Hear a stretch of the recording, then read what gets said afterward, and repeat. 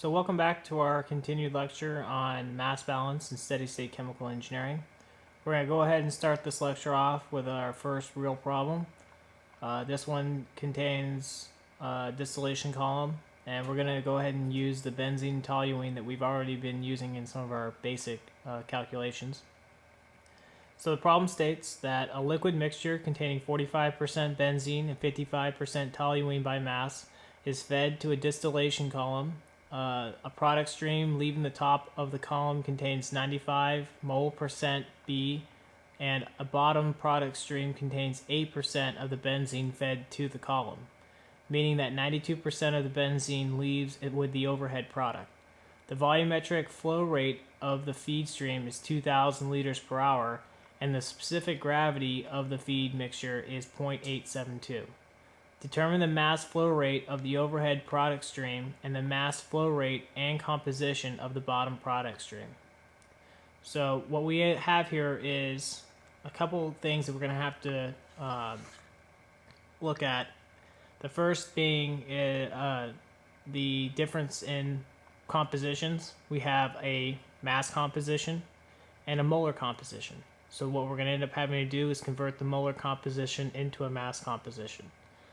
We also have our feed in terms of volumetric flow when we need it in mass flow rate. So we'll end up having to use the specific gravity to find our mass flow rate.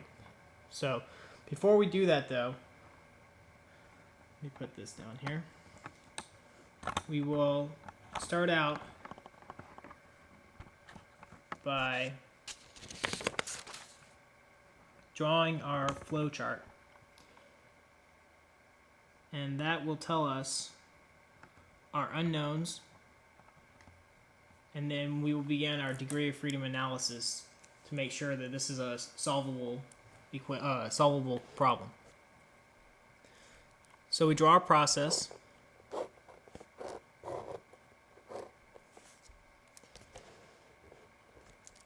Has one input and an overhead output and a bottom output. Now we know the input stream has a volumetric flow rate of 2,000 liters per hour. We don't know what the mass flow rate is, so I'll put that down here as M1. And we know the composition is 45% benzene by mass, so it's kilograms of benzene per kilogram, and 0.55 kilograms of toluene per kilogram. And that's all we know about our input stream. Now, our output stream, the overhead one, we'll start with that. We do not actually know the output mass flow rate, so we're going to denote that as our second unknown. That's M2. And as far as composition goes, we know the molar composition. It stated that it was 95 mole percent of B. So we're going to put that as 0.95 mole B per total mole, which leaves 0.05 or 5 mole percent toluene. I'll zoom in, hopefully everyone can see that. Now this is important to write this out here because what we're going to end up doing is converting the mole fraction, or mole composition, into mass composition. And so it's helpful, let me move this over just a sec here, to write right next to this that we're going to be dealing in terms of YB and then 1 minus YB for the toluene. This will be in kilograms of benzene per total kilogram, and this will be in kilograms of toluene per total kilogram. Again, I use the fewest unknown variables that I need, so I have a unknown variable for my overhead gas composition of benzene. So in order to find what the composition of toluene will be, it's easily found as 1 minus the composition of benzene, because both of them have to add up to 1. So instead of introducing a new variable, I just use one that I already identified to find the one that I need. Now, in terms of our bottom output, right there. Move this back just a second so I can try and get a whole shot of all of this. That's not going to let me. There you go. In terms of the bottom output, we don't know the total mass flow rate coming out the bottom. But it does tell us a little bit in the information. It tells us that the bottom stream contains 8% of the benzene fed into the column. So 8% of the total benzene that's coming in our input stream is coming out as the bottom feed, or the bottom product, excuse me. So instead of writing this as an unknown variable M3, I'm going to break it up into its components. Our M3B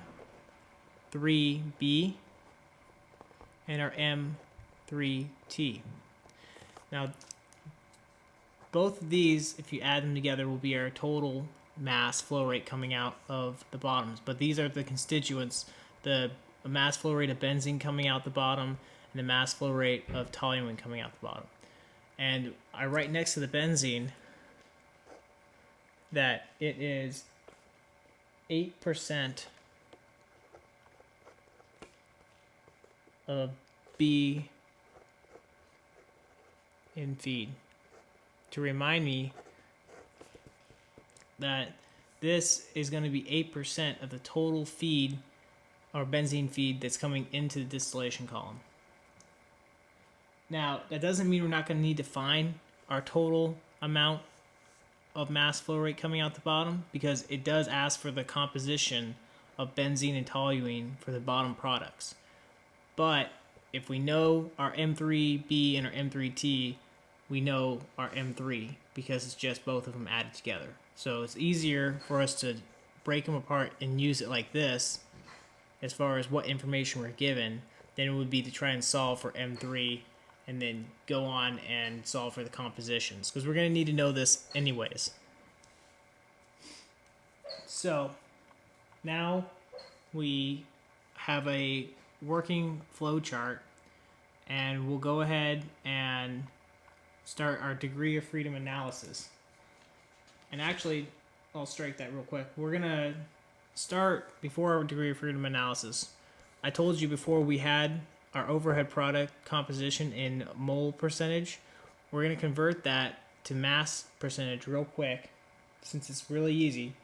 What we'll do is, since we have a 95 mole percent B and a 5 mole percent toluene, I'm going to just take a basis of 100 moles of product on the overhead, so that I can convert that into the mass fraction over here for the composition. Now, some people are going to say, well, you already have a basis that was given to us in volumetric flow rate of the 2,000 liters per hour. And normally I would say, yes, you're right, you can't take another basis. But the only reason I'm taking this basis here is to actually find the composition. So whatever my basis is, it won't actually change the calculations or the final answer, because I'm actually solving only for my composition, not actually solving for a flow rate and then moving backwards. Because if that were what I was doing, it would actually change the actual input flow rate and then the bottoms as well. But by taking if we take 100 moles as our basis for our overhead product, we can find the molecular weight for benzene and toluene and convert each of those into its respective mass fractions. So we'll start with our benzene here. I'll move this up. And if we take 100 mole basis, it means that we have 95 moles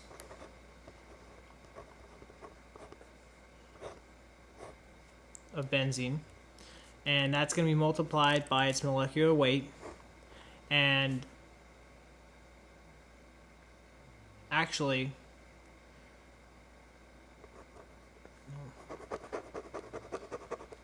apologize, we'll actually take this at our basis as 100 kilomoles.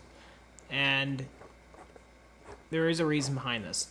We have all of our other mass fractions, our mass compositions in kilograms of our species per total kilogram, and our mass flow rates in kilograms per hour.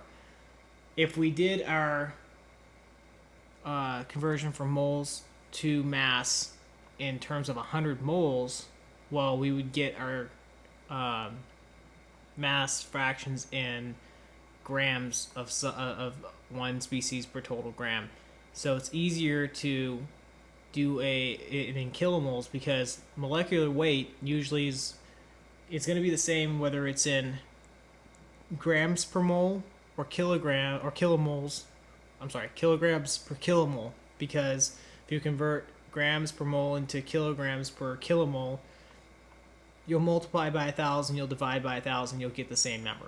So I take my basis actually as 100 kilomoles of overhead product, and that gives me 95 kilomoles of benzene multiplied by its molecular weight, which we've already found to be 78.11 kilograms per kilomole.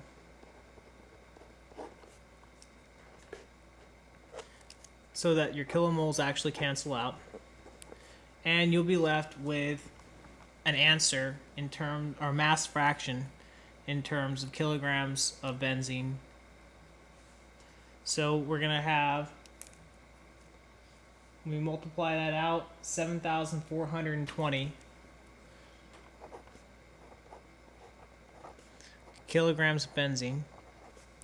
Now we're gonna do the same for toluene. We're going to assume 5 kilomoles of toluene. So this is for a benzene. This will be for a toluene here. 5 kilomoles of toluene multiplied by its molecular weight in terms of kilograms per kilomole, which will be 92.13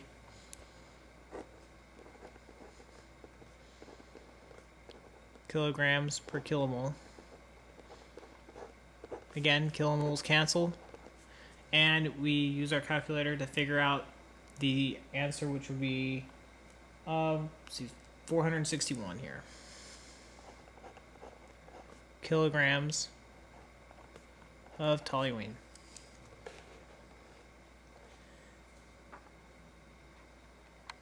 So now that we have both of our species, we can add the two together, the 7,420 kilograms and the 461, and we get a total mixture mass of 7,881. So we go, I'm just going to go B plus T equals 7,881.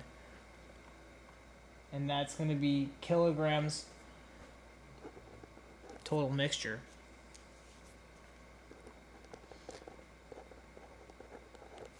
So in order to find the mass fraction or mass composition, you're going to just divide each specific species by the total mixture. And so the first one for benzene is just going to be 7,420 kilograms of benzene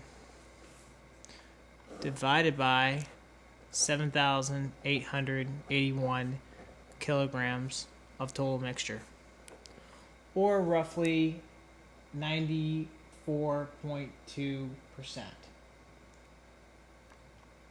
So 0.942 kilograms benzene per total kilogram. Now, we could go ahead and calculate the toluene, but since we know that benzene and toluene are the only two mixtures, it's easy to figure out toluene by just saying 1 minus the mass fraction or mass composition of benzene. So 1 minus my YB, because that's what I denoted my mass fraction of my overhead benzene to be. And I will get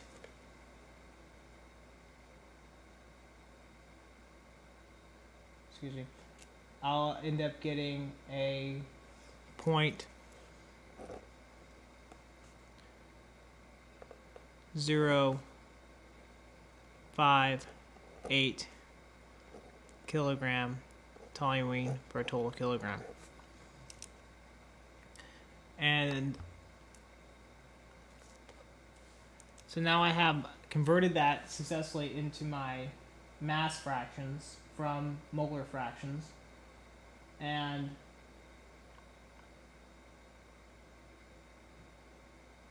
now it's going to be easy to go through our degree of freedom analysis. So I'm going to actually start that on a new page.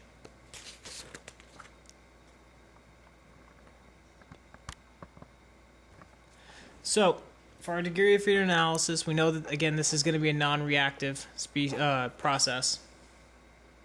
So I count my unknowns, and in order to do that, I will shift back to my flow chart real quick.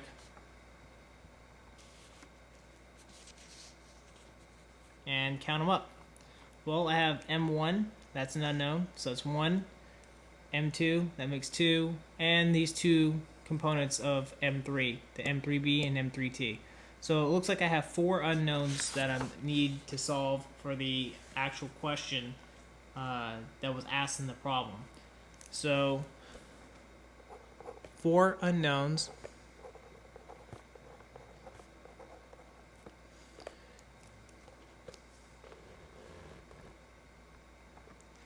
And I'll label them real quick.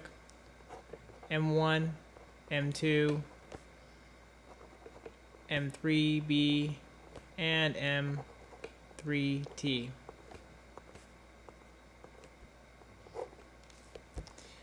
Now, how many equations do I have? Well, I have 2 species, the toluene and benzene, so that means I have 2 species equations for input equals output. So, minus 2 species equations. Remember, I can't add both the species equations for benzene and toluene as well as an overall mass balance as an independent equation, which would make 3, because only 2 of the 3 will be independent of each other. So I'm picking the 2 species balances instead of just 1 species and an overall mass balance. So now, right now, I'm left as it is with 2 degrees of freedom, which would mean, in all due to the definitions we had before, that there's too many unknowns still. So we need to find some other type of independent equation or relation that will allow us to get this down to 0 degrees of freedom. Well, if you remember, we did have a relation between the amount or mass, the mass flow rate in the bottom to the total mass of benzene going into our distillation column. And remember that said that 8% of the total mass flow rate that's going into the distillation column will come out the bottom. So that right there is a relation that we can use as an independent equation. So we'll subtract 1 benzene split equation. And we also, if you remember, have 1 equation for converting the volumetric flow rate into mass flow rate, which would allow us to solve for M1, and that comes from the specific gravity that is given to us in the equations or the problem statement. So 1 .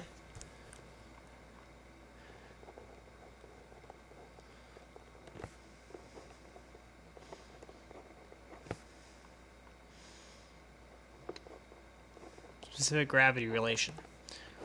Well, now it's easy to see we have 0 degrees of freedom, which states that we can solve for each of our unknowns. Zoom in right there. So where do we start? Well, a good way to start is from the beginning. We know that we have a volumetric flow rate.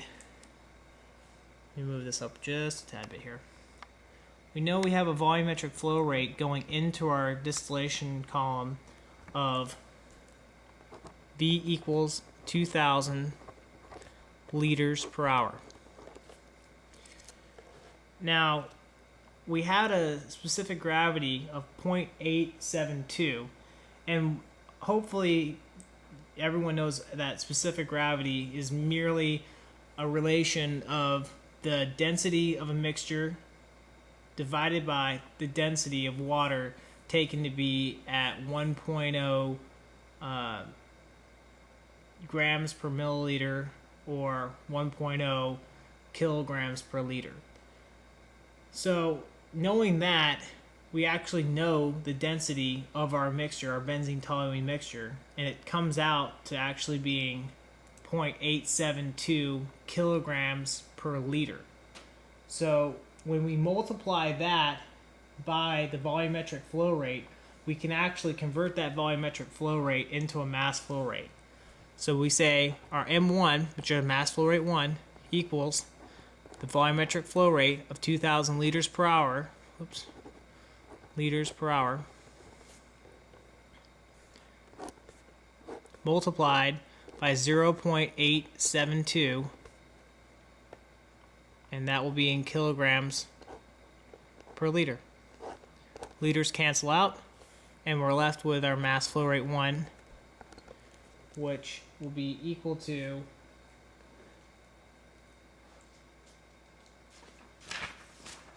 excuse me, let me get my calculator real quick here. Our mass flow rate 1, which will be equal to 1,744 kilograms per hour.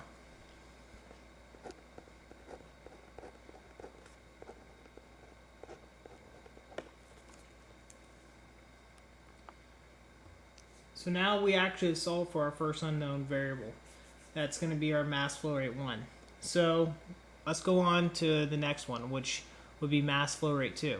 Well, we've already converted the molar compositions into mass compositions, so we know what the overhead mass compositions of benzene and toluene are going to be in the overhead product. So the next thing we want to do is look and see if there's any way we can actually solve for our mass 2 right now. And to be quite honest, I don't see it. So I go on to my next 2, which would be the mass flow rate or mass flow rate of 3B and mass flow rate of 3T. Now, we have a relation that we had identified in our degrees of freedom of a benzene split equation that showed how much of our benzene mass flow rate is going to end up in our bottom product from our input stream. And that was 8% of the total benzene that goes into the distillation column through the input feed. And since we know our mass flow rate 1, it's going to be easy for us to set up a relation that we can actually solve for our M3B. So what we end up doing is we write it out as the total amount of benzene going into our distillation column, which is equal to the mass flow rate 1 of 1,744 kilograms per hour,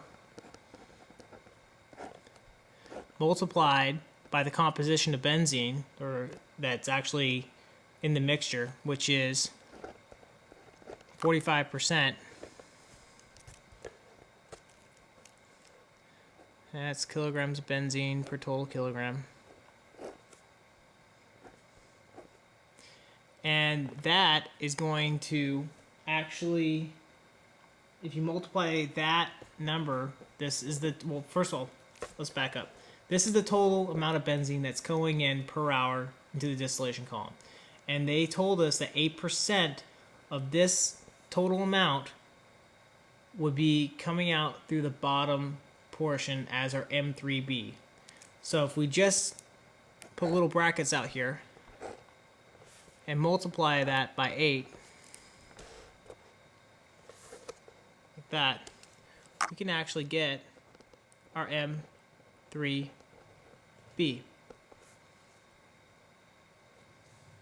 Let me back up the camera real quick.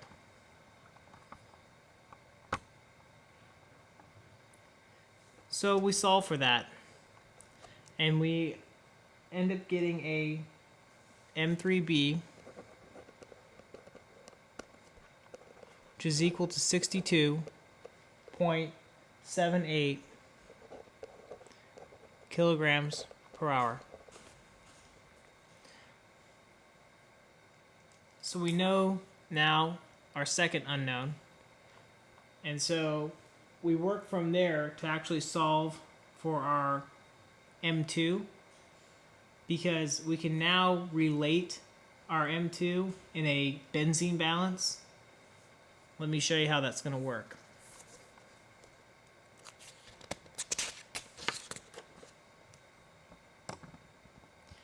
So we'll do an overall benzene balance on the distillation column here. And what that does, write that here, benzene balance.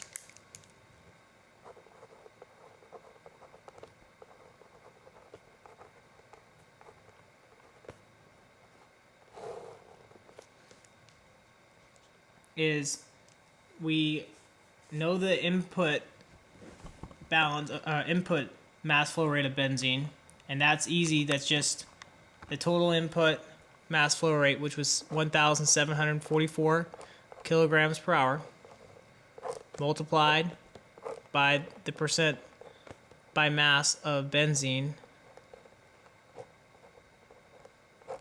That's going to equal our new composition of benzene in our overhead product, which we converted from molar percent, and that actually became 94.2%. So that's 0.942 M2, plus we actually just calculated the amount of mass flow rate coming out the bottom in benzene, which was 62.78. Oops. That's in kilograms per hour. Hopefully everyone can see this. I might just be writing too far. Let me just scoot down a little bit there. Again, I know I'm going really slow on this. I just want everyone to follow these steps, because later on I'll be zipping a little bit faster through these problems, because we'll be going through more and have less time to do it. So when I solve for my one unknown in this new equation here on my benzene balance, I actually end up solving for my M2, and I'll actually end up getting M2 equal to 766.5 kilograms per hour.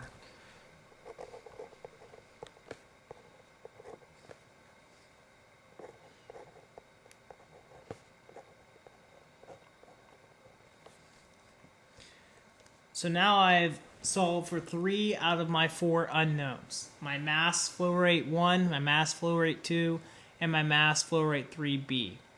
So now I can easily solve for my total mass flow rate coming out the bottom, or M3, because I know my input streams and I know one of my output streams. So the overall balance would be normally M1 equals M2 plus M3. And since I know that my input mass flow rate was 1,744 kilograms per hour, and I know that I just found my M2 equal to 766.5, kilograms per hour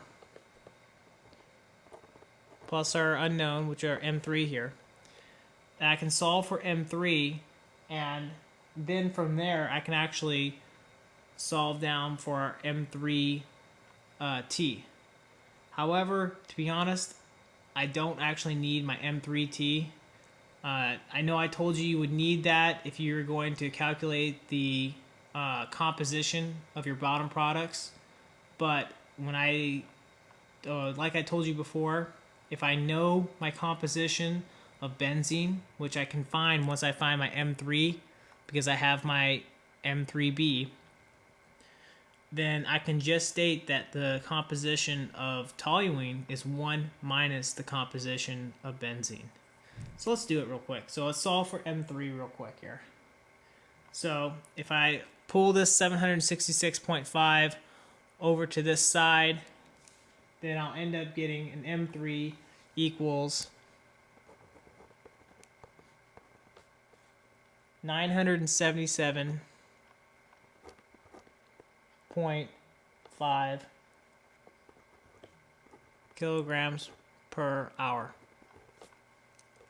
And so to solve for my compositions in the bottom stream, I will take my M3B, which I calculated earlier to be 62.78 kilograms of benzene per hour, divided by the total molar flow, a mass flow rate of 977.5 kilograms per hour in the bottom stream.